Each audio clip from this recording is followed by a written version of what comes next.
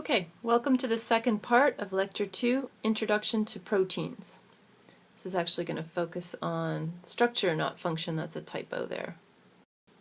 Okay, so now we're going to talk about amino acids, which are the building blocks or monomers of protein. We're going to talk about their structure, how they are classified. So proteins, remember, are large, complex macromolecules. They can be, quite simply, gigantic, or they can be relatively tiny. So they consist of amino acids. Here is a protein called trypsin. Trypsin is a digestive protein. It's found in our digestive systems and human digestive systems and those of other mammals, many other mammals, and it serves the role of breaking apart other proteins.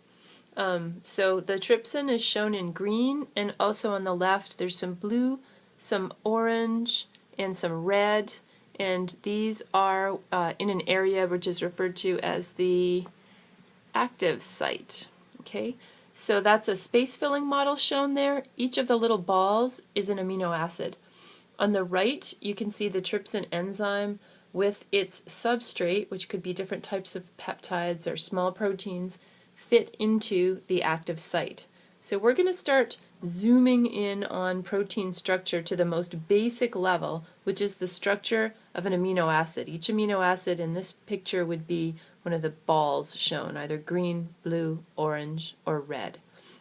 That ribbon-like diagram is not part of this protein. It is the substrate that this protein acts upon. Let's consider the basic structure of an amino acid. So if we focus on the top part of this diagram first, all amino acids have a central carbon, shown here. And remember that carbon, if you look back and consider the number of valence electrons that it has, carbon is capable of forming 4 single covalent bonds. And those are shown radiating out from this carbon, here, here, here, and here. All amino acids are built this way. So they all have 3 identical functional groups. The functional groups are a hydrogen, an amino, and a carboxyl. Okay. Now what makes one amino acid different from another, and there are in fact about 20 amino acids, unique amino acids commonly found in living things. What distinguishes one amino acid from another is the R group or side chain, indicated here. R just means anything. So R could be a hydrogen, or R could be a carboxyl group. R could be a variety of additional functional groups, and we'll look at those in a moment. Now there are 2 photos shown here, or 2 images shown here.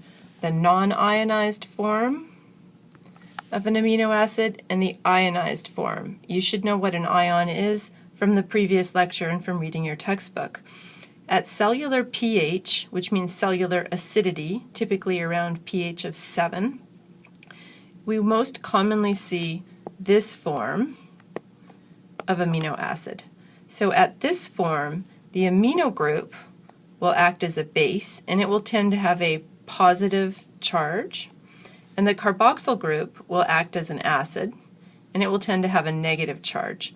So this is the form that was most common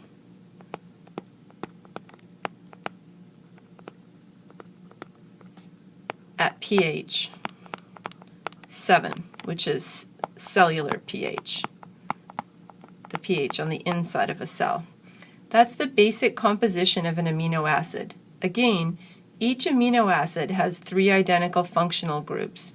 Those would be shown here. This is what's common to all amino acids. They all have 1 central carbon, and they all are unique in the identity of the R chain that they possess.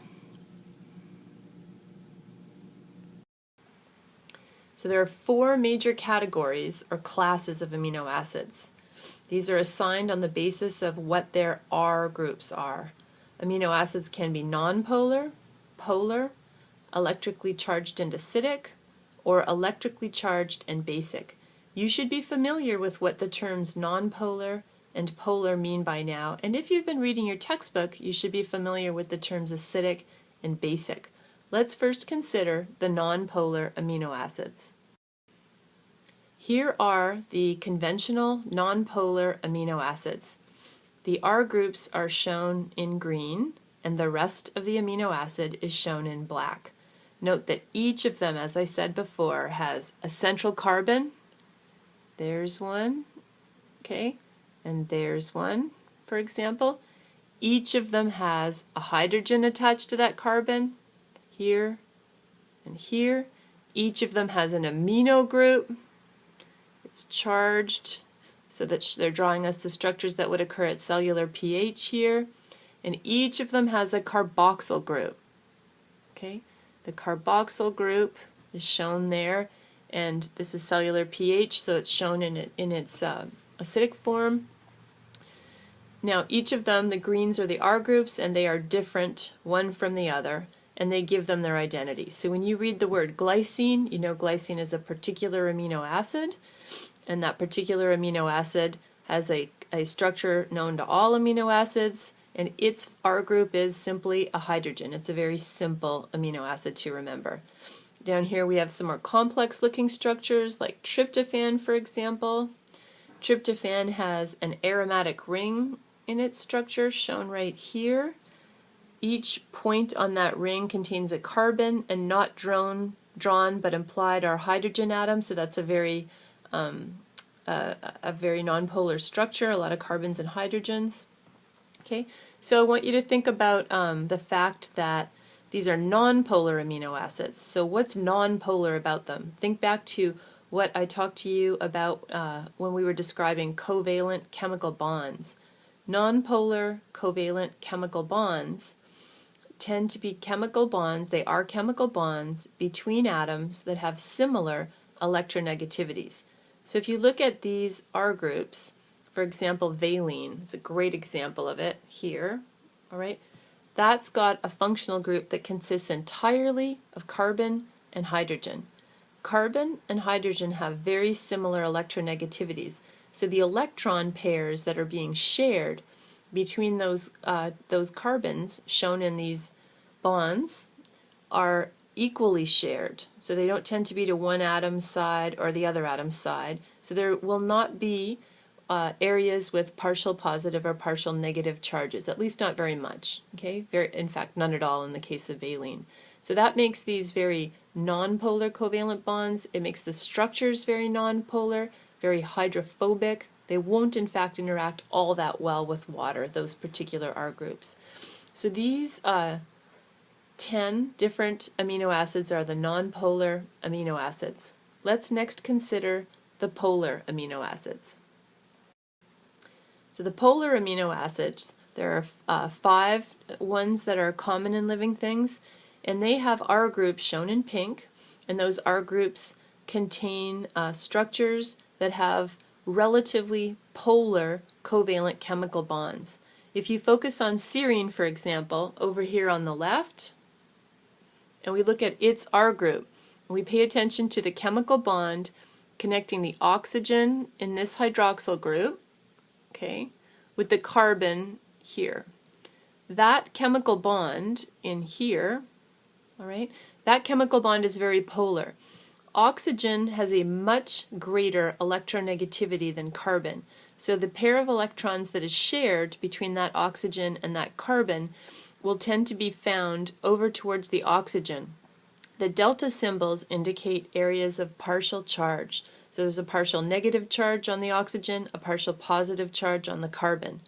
Okay, that means that that R group will have a high tendency to form hydrogen bonds with other substances, most commonly water.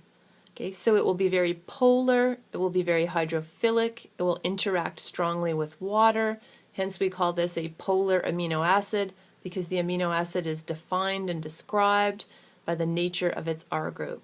And if you take a look at threonine, tyrosine, asparagine, and glutamine, each of them contain oxygen. Oxygen's very electronegative, and that oxygen is interacting with carbon in a way that creates a a polar covalent chemical bond, and hence these are the polar amino acids. So our last two groups are the electrically charged amino acids. They include two that are acidic and two that are basic. The acidic are aspartate and glutamate. The basic are lysine, arginine, and histidine. If you look at the acidic, they tend to carry a negative charge when they're at cellular pH. Notice that they both have carboxylic acids embedded within their R groups. The R groups are shown in that orangey kind of color. Those are ions. They have full negative charges on them.